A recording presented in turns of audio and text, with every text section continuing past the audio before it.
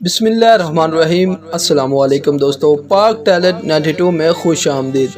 جس خبر کا سنیوں کو سالوں سے انتظار تھا وہ بڑی خبر سامنے آ رہی ہے۔ جی ناظرین، اتحاد اہل سنت کے حوالے سے بہت بڑی خوشخبری سامنے آ رہی ہے۔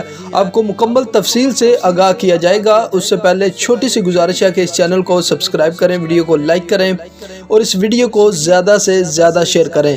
ناظرین، اس سے پہلے آپ کو بتاتے چلیں کہ کچھ دن پہلے تحریک لبیک پاکستان نے خانے وال میں الیکشن لڑا تھا، جس میں تحریک لبیک پاکستان کو دوسری جو مذہبی جماعتیں ہیں ان کی حمایت بھی حاصل تھی۔ آپ کو بتاتے ہیں کہ کس کس جماعت نے تحریک لبیک پاکستان کی حمایت کی تھی اور آگے اتحاد اہل سنت کے حوالے سے کیا بڑا ہونے جا رہا ہے۔ جی ناظرین، جمعیت علماء پاکستان نے وہاں پر تحریک لبیک پاکستان کی حمایت کا اعلان کیا تھا اور کہا تھا کہ جو جمعیت علماء پاکستان کے کارکنان ہیں وہ تحریک لبیک پاکستان کو ووٹ ڈالیں۔ اس کے علاوہ اگر بات کی جائے تو دعوت اسلامی کا جو ووٹ ہے وہ بھی وہاں پر تحریک لبیک پاکستان کے حصے میں آیا تھا۔ اس کے علاوہ اگر بات کی جائے تو جماعت اسلامی نے بھی تحریک لبیک پاکستان کی حمایت کا اعلان کیا تھا۔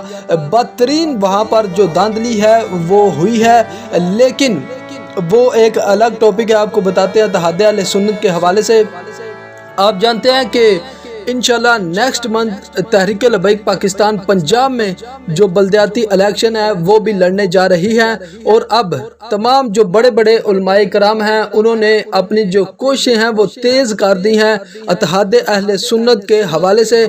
کسی صورت بھی اس بار تحریک لبیک پاکستان کے خلاف امیدوار کھڑا نہیں کیا جائے گا، اور جتنا بھی سنیوں کا ووٹ ہے وہ تحریک لبیک پاکستان کے کھاتے میں آئے گا، اور تحریک لبیک پاکستان کو کامیاب بنانے کے لیے تمام بڑے بڑے جو علماء کرام ہیں انہوں نے سر جوڑ لیے ہیں۔